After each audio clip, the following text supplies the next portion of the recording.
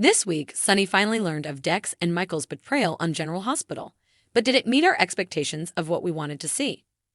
Another mob figure was taken out, and this one was a familiar face. What is Cyrus really up to, and could Julian have bought the invader for Nina? Well, the truth about Dex and Michael's association, and that Carly also knew about it, finally came out. First, let's get the ridiculous stuff out of the way. I can see Dex willing to die to protect Joss, but Michael? Dude, just spill it and save your life. Fortunately, Carly got there just in time, once again in her Millennium Falcon, or maybe there is a wormhole outside of Port Charles that leads to the Pine Barrens. No way could she have arrived that quickly. Michael and Sonny's big confrontation fell flat for me. I was expecting a lot more rage from Sonny. Michael whining he did what he did in part because Daddy cheated on Mommy with Nina, and Daddy siding with Nina was pathetic. You aren't a little boy whose parents are getting a divorce. Michael, you are a grown-ass man. Still, he is starting to show some growth, and facing his dad was a good step. But we all know it won't be long before Sonny forgives Michael and Carly. And speaking of forgiveness, it didn't take Willow long to forgive Michael and invite him back home. There just are never lasting consequences for this bunch, but maybe, just maybe, Sonny will change that this time. As for Dex, Sonny didn't kill him, but did send him packing and force Dex to leave Port Charles. I'm sure Dex will be back sooner rather than later, and probably will prove himself by saving Sonny again or bringing him intel. Until then, what is an angry Joss going to do? A lot of viewers have already jumped on Joss for once again only needing Sonny when he's useful and blaming him for a problem that Michael created. So Olivia Jerome got rubbed out, which is a shame because she was an insanely fun villain when she returned from the dead last time.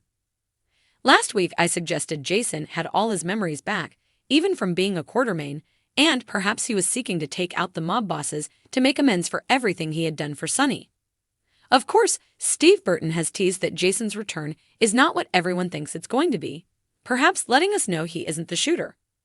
John, not Jagger anymore. Kate's mentioned there have been other targets, and if we knew who they were, we might have more to deduce who is doing this.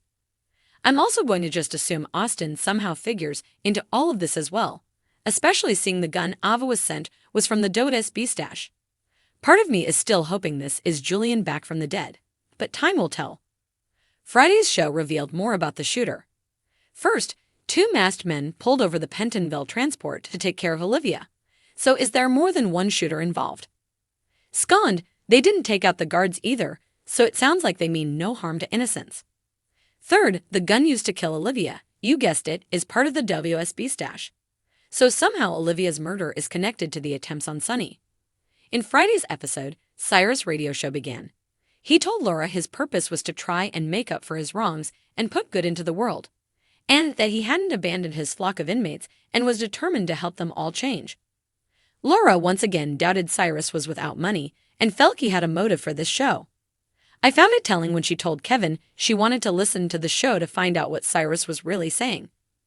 I'm beginning to wonder if my theory about Jason righting his wrongs is just misplaced, and if this is all Cyrus doing. Could he have bought the stash of guns? Could he be directing these killings to rid the world of organized crime?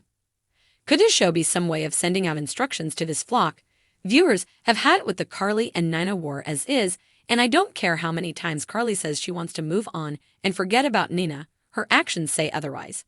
However, this Drew versus Nina story feels almost 10 times worse than Carly versus Nina.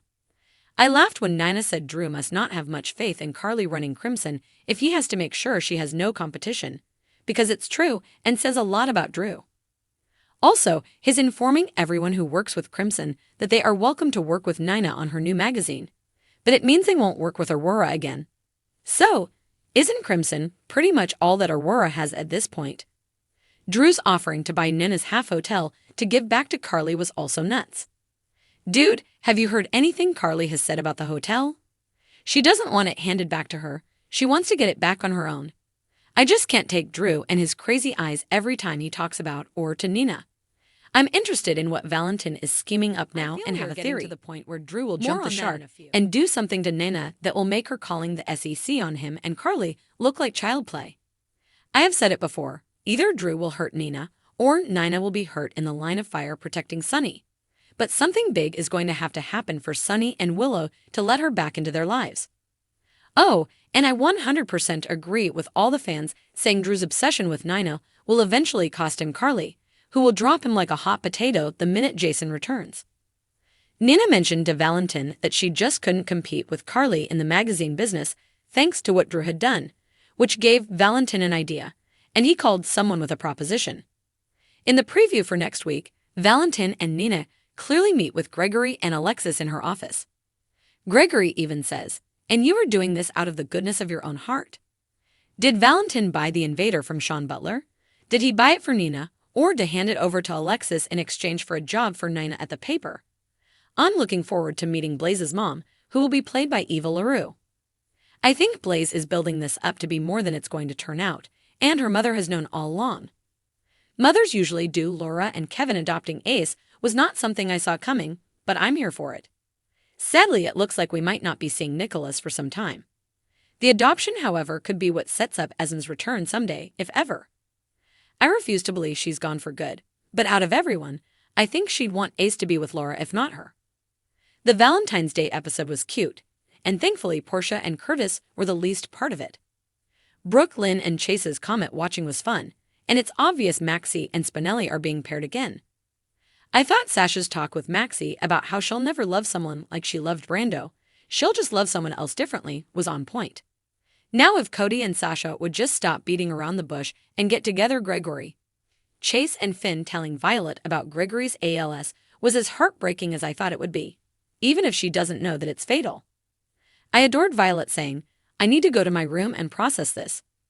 That's just so Violet, Danny coming home drunk, and the entire talk Sam had with Dant, and then Alexis about how he reminds her more and more of Jason every day, was such an obvious setup that Jason needs to come back to take care of his kids. Well, Danny at least. Jake, on the other hand, Valentine's update on Charlotte sounded like he sent her somewhere to be diprogrammed, but I'm not missing her at all right now. Of course, this likely also has to do with the actress undergoing an operation recently.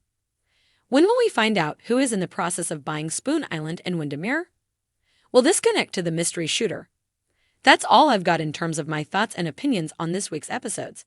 As always, join the discussion below in the comments.